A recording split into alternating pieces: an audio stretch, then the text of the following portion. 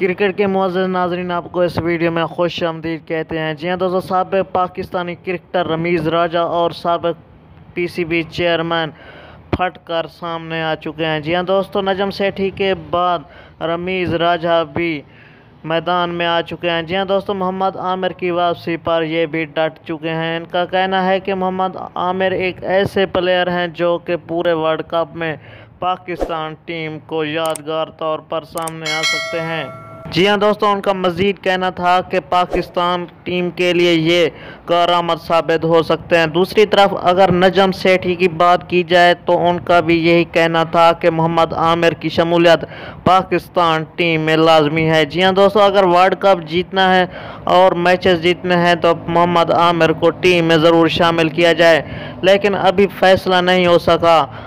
जी हाँ दोस्तों, आपको अपडेट करते चलें, पाकिस्तान टीम के बहुत सारे ऐसे प्लेयर्स भी हैं जो अभी पाकिस्तान टीम में शामिल नहीं हैं। ये थी दोस्तों आपके लिए ताज़ा तरीन अपडेट।